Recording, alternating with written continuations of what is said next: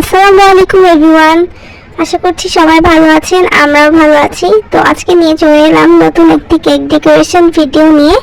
তো এই কেকটা অর্ডার করেছিল একজন আন্টি। তো উনি বলেছিলেন 1 পাউন্ডের মধ্যে একটা কেক তৈরি করে দিতে। সেই জন্য 2টা ডিম দিয়ে 7 ইঞ্চি মোল্ডে একটা কেক বেক করে নিয়েছি। তারপরে কেকটা স্লাইস করে নিলাম।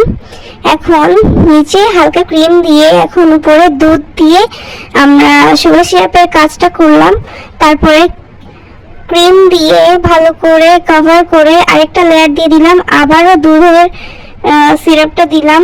তারপরে এখানে আমি ব্যবহার করছি হুইপ ক্রিম। এটা ভালো করে স্প্রেড করে এখন আমরা ফাইনাল পার্টটা দিয়ে দিলাম। অ্যান্ড এখন খুব ভালো করে ক্রাম কোটিংটা করে নিতে হবে। কেক তৈরির ক্ষেত্রে ক্রাম কোট খুবই গুরুত্বপূর্ণ একটা জিনিস।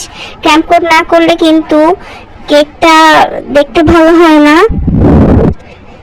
কেকটা ফিক্সও হয় না। সেই জন্য ভালো করে ক্রাম কোট করে নিলাম। তো ক্রাম কোট করার পরে আধা ঘন্টা কেকটাকে ফ্রিজে সেট করার জন্য রাখতে হবে। আর আজকে যেহেতু রোজেট ডিজাইন করব, সেই জন্য হচ্ছে হালকা পিঙ্ক কালার ক্রিমে ব্যবহার করে এখন রোজ তৈরি করে নিচ্ছি। এই ডিজাইনটা আসলে খুবই সহজ, শুধু হাত ঘুরিয়ে রোজ তৈরি করলে হয়ে যায়।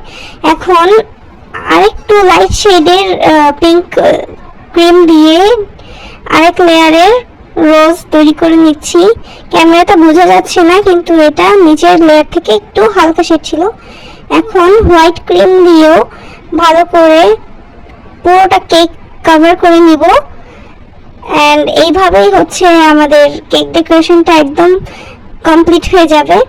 খুবই ইজি একটা ডেকোরেশন এটা।